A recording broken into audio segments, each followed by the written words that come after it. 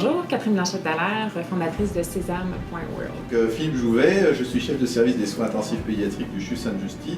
Je m'appelle Clément Debatz, je suis cofondateur de Just Ensuring. Arthur et moi-même, Nicolas Hurénal, donc on est les deux fondateurs de la startup Mystery Young. Olivier Lorrain, cofondateur de Hacker. Alors j'avais un défi, ça faisait 2 ans que je cherchais à développer un tableau visuel daily et en 2 ans j'avais rien trouvé. Avec le coopératon, en 1 mois ça a été créé. 10 mois plus tard, donc c'est en fin août de cette année 2017, que le tableau visuel daily a vraiment été implanté dans le service et fonctionne totalement maintenant en offre. Sésame, en fait, c'est une révolution au niveau du bouton pressoir, des systèmes d'ouverture de porte qui sont là pour faciliter l'accès aux personnes qui ont un problème de mobilité, mais malheureusement, le bouton est souvent trop bas.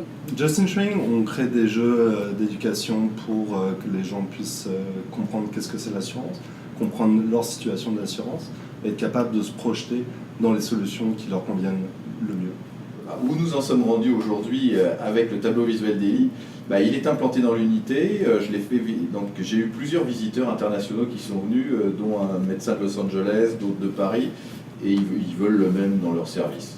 Aujourd'hui, on a réussi à monter un studio de gamification, donc on fait des jeux sérieux. On a plusieurs clients ici au Québec, en Europe également.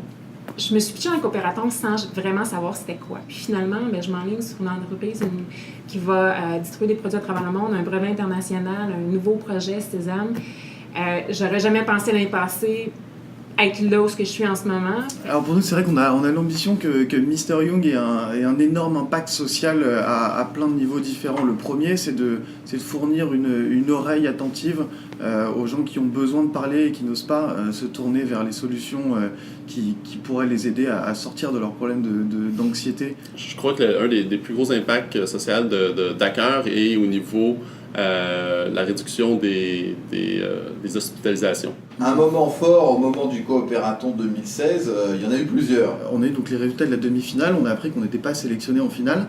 Et en fait, les jurys sont venus nous voir après, d'eux-mêmes, pour nous parler du projet en disant « Écoutez, vous n'avez pas été pris en finale, mais nous, on croit vraiment en votre projet. » Pour moi, ça a été un réseau de liens magistral. Puis ça, c'est vraiment, le coopératon a vraiment donné un tremplin pour démarrer l'entreprise Hacker dans notre cas.